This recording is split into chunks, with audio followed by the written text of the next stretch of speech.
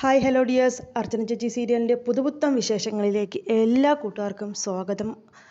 അങ്ങനെ ഒരു ഗംഭീരമായിട്ടുള്ളൊരു എപ്പിസോഡാണ് കേട്ടോ ഇനി വരാനായിട്ട് പോകുന്നത്.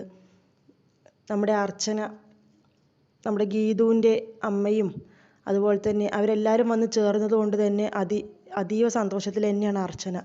എങ്കിലും ഈ കേസ് ഈ സാക്ഷിയില്ലാതെ എങ്ങനെ ജയിക്കുമെന്നൊരു ആശങ്കയും അർച്ചനയ്ക്കുണ്ട്.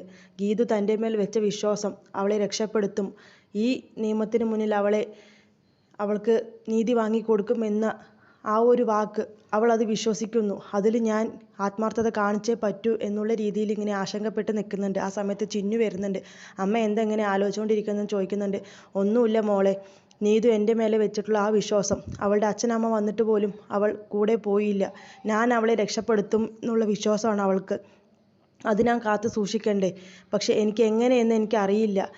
ആ രാജീവിനോട് സാക്ഷി പറയാനായിട്ട് വരാൻ പറഞ്ഞാൽ അവർ തീർത്തും വരുന്നുമില്ല. ഇനിയിപ്പോൾ നാളെ കോടതി മുന്നിൽ എന്തൊക്കെയാണ് നടക്കാൻ പോകുന്നത് എനിക്കൊരു പിടിയില്ല. എങ്ങനെയാണ് നീതുവിൻ്റെ നിരപരാധിത്വം തെളിയിക്കുക എന്ന് എനിക്ക് അറിയുന്നില്ല എന്നൊക്കെ പറഞ്ഞ് ആശങ്കപ്പെടുന്നുണ്ട്. ആ സമയത്ത് ചിന്നു അർച്ചനയെ സമാധാനിപ്പിക്കുന്നുണ്ട്. അമ്മ ഒന്നുകൊണ്ടും വിഷമിക്കേണ്ട, അമ്മയുടെ കൂടെ ദൈവമുണ്ട്. സമയമാകുമ്പോൾ ആ ദൈവം തന്നെ ആരുടെയെങ്കിലും രൂപത്തിൽ കോടതിക്ക് മുന്നിലെത്തും. അമ്മ ഒരിക്കലും തോറ്റു പോവില്ല, തോൽക്കുകയില്ല. അമ്മ ധൈര്യമായിട്ട് പൊയ്ക്കോ, പേടിക്കാൻ നിൽക്കണ്ട, ടെൻഷനാവാൻ നിൽക്കണ്ട എന്നൊക്കെ സമാധാനിപ്പിക്കുന്നുണ്ട്. പിന്നീട് രാവിലെ നമ്മുടെ അർച്ചന അമ്പലത്തിലേക്ക് പോകുന്നുണ്ട്. ആ സമയത്ത് തന്നെ നമ്മുടെ അർച്ചനയുടെ വരവും കാത്ത് ചന്ദ്രയെ അവിടെ ഉണ്ട്. അങ്ങനെ അവിടെ അപ്രതീക്ഷിതമായിട്ട് ചന്ദ്രയെ കണ്ട് അർച്ചന ഇങ്ങനെ നോക്കി നിൽക്കുന്നുണ്ട്. ആ സമയത്ത് തന്നെ ചന്ദ്രയ്ക്ക് ദേഷ്യം വന്ന് പറയുന്നുണ്ട്. എടി, നീ ഒരിക്കലും ഏത് അമ്പലത്തിലും കാവിലും പോയി തൊഴുതിട്ടൊന്നും കാര്യമില്ല. നീ ഒരിക്കലും ഈ കേസ് ജയിക്കാനായിട്ട് പോകുന്നില്ല. തോറ്റ് തൊപ്പിയിട്ടിരിക്കും നീ ഇന്ന് എന്നൊക്കെ പറയുന്നുണ്ട്.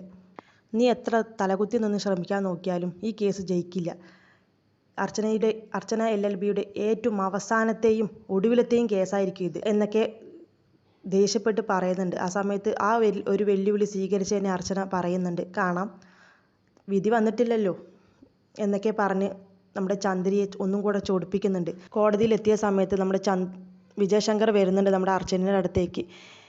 എന്ത് വിശ്വാസത്തിലാണ് ഇങ്ങോട്ട് ഇറങ്ങി പുറപ്പെട്ടിക്കുക എന്ന് ചോദിക്കുന്നുണ്ട്. ആ സമയത്ത് അർച്ചന പറയുന്നുണ്ട്, വിശ്വാസം അതല്ലേ എല്ലാം, എനിക്കും എൻ്റെ പ്രതിക്ക് വേണ്ടി വാദിച്ചല്ലേ പറ്റൂ എന്നൊക്കെ പറയുന്നുണ്ട്. സാക്ഷിയില്ലാത്ത കേസുമായി ഇറങ്ങിത്തിരിച്ച, തലയിൽ ഒരു ആൾ താമസം ഇല്ലാത്തൊരു വക്കീൽ ഇങ്ങനെയുണ്ടോ എന്നൊക്കെ പറഞ്ഞ് നമ്മുടെ അർച്ചനയെ പുച്ഛിച്ച് തള്ളുന്നുണ്ട് വിജയശങ്കർ. ഇതൊക്കെ കേട്ട് അർച്ചനയ്ക്ക് ഒന്നും കൂടെ തൻ്റെ ആ ഒരു കേസ് എങ്ങനെയെങ്കിലും ജയിക്കണം, ഒരിക്കലും വിട്ടുകൊടുക്കരുത് എന്നുള്ളൊരു വാശി അർച്ചനയ്ക്ക് ഉണ്ടാവുന്നുണ്ട്. എന്തെന്ന് വന്നാലും ഞാൻ തോറ്റു കൊടുക്കില്ല എന്ന് ഉറച്ച തീരുമാനമായിട്ട് കോടതിയിലേക്ക് പോകുന്നുണ്ട്. അങ്ങനെ സാക്ഷിയെ വിസ്തരിക്കാനായിട്ട് ഉള്ള ആ ഒരു നടപടിക്രമം കോടതിയിലേക്ക് വരുന്നുണ്ട്. അങ്ങനെ ആരും സാക്ഷി പറയാനില്ല എന്നുള്ള രീതിയിൽ വിജയശങ്കർ ഒരുപാട് സന്തോഷിച്ചും അഹങ്കരിച്ചും നിൽക്കുന്നുണ്ട്. അങ്ങനെ നമ്മുടെ ഗീതുവിന് അനുകൂലമായിട്ട് ആരെങ്കിലും സാക്ഷി പറയാനുണ്ടോ എന്ന് ജഡ്ജി ചോദിക്കുന്നുണ്ട്. ആ സമയത്ത് അച്ചു അവിടേക്ക് വന്ന് പറയുന്നുണ്ട്, അതെ ഉണ്ട് എന്ന് പറയുന്നുണ്ട്. അങ്ങനെ അപ്രതീക്ഷിതമായി അവിടെ ഒരാൾ കടന്നു വരുന്നുണ്ട് നമ്മുടെ ഗീതുവിന് വേണ്ടി സാക്ഷിമൊഴി രേഖപ്പെടുത്താനായിട്ട്. ദൈവം അനുഗ്രഹിച്ചയച്ച ഒരാൾ അവിടെ എത്തുന്നുണ്ട്.